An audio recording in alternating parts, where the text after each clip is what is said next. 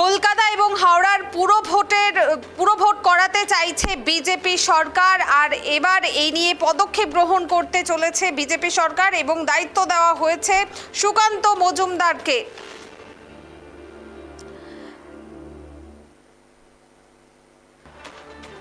বিস্তারিত জানবো, টেলিফোনে রয়েছেন আমাদের প্রতিনিধি ত্রয়ন। যেমনটা আমরা দেখতে পাচ্ছি যে এবার পুরো ভোট করতে চাইছে বিজেপি সরকার, সেই মতো পদক্ষেপ গ্রহণ করা হচ্ছে, কি জানা যাচ্ছে বিস্তারিত? দেখো, যেমনটা মনে করা হচ্ছে যে এই নভেম্বর মাসেই হয়তো কলকাতা এবং হাওড়া এই দুটি পুরসভা পুরো ভোট হওয়ার সম্ভাবনা রয়েছে এবং সেই মতো কিন্তু এবার নিজেদের ঘর গুছানোর কাজ শুরু করে দিল বিজেপি। এবং সেইখানেই কিন্তু আজকেই যেটা ঘোষণা করা হয়েছে যে কলকাতা পুরসভার যে ভোটের সাংগঠনিক দায়িত্ব, সেই সাংগঠনিক দায়িত্বে থাকবেন সুকান্ত মজুমদার এবং তার সহযোগী হিসেবে বা কো ইনচার্জ হিসেবে থাকবেন অনিন্দ বন্দ্যোপাধ্যায় বা রাজু বন্দ্যোপাধ্যায়, যিনি মধ্যমগ্রামের প্রার্থী হয়েছিলেন এবং সব থেকে কম ভোটে কিন্তু পরাজিত হয়েছিলেন। সেই রাজু বন্দ্যোপাধ্যায় তিনি কো ইনচার্জের দায়িত্বে থাকবেন এবং মূল দায়িত্বে থাকবেন কেন্দ্রীয় মন্ত্রী সুকান্ত মজুমদার, বিজেপির প্রাক্তন রাজ্য সভাপতি। অন্যদিকে কনভেনার হিসেবে দায়িত্বে থাকবেন কিন্তু মন্ত্রী তাপস রায় এবং রিতেশ তিওয়ারি।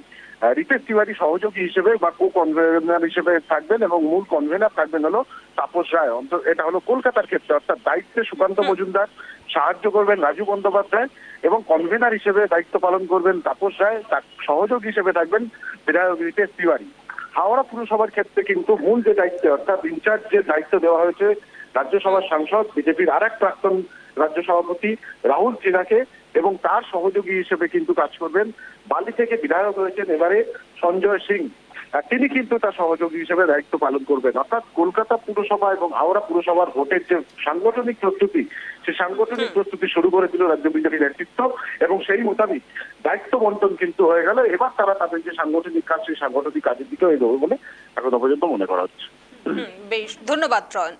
অর্থাৎ আসন্ন পুরভোটের প্রস্তুতি হিসেবে পশ্চিমবঙ্গ বিজেপি কলকাতা ও হাওড়া পুরসভার জন্য তাদের নির্বাচন ইনচার্জ এবং কো ইনচার্জদের নাম ইতিমধ্যে ঘোষণা করে দিল এবং রাজ্য বিজেপি আসন্ন এই পুরভোটকে সামনে রেখে সাংগঠনিক স্তরে তৎপরতা অনেকটাই বাড়িয়ে দিয়েছে এবং প্রধান দায়িত্ব কেন্দ্রীয় মন্ত্রী তথা বিজেপি নেতা সুকান্ত মজুমদারকে দেওয়া হয়েছে। সহপ্রধান হিসেবে থাকছেন রাজ্য সহসভাপতি অনিন্দ বন্দ্যোপাধ্যায়, আহ্বায়ক হিসেবে থাকছেন তাপস রায় এবং যুগ্ম আহ্বায়ক হিসেবে থাকছেন রিতেশ তিওয়ারি। অন্যদিকে হাওড়া পুরসভার ক্ষেত্রে প্রধান দায়িত্বে থাকছেন বিজেপি নেতা ও রাজ্যসভার সাংসদ রাহুল সিনহা, আহ্বায়ক হিসেবে থাকছেন সঞ্জয় কুমার সিং।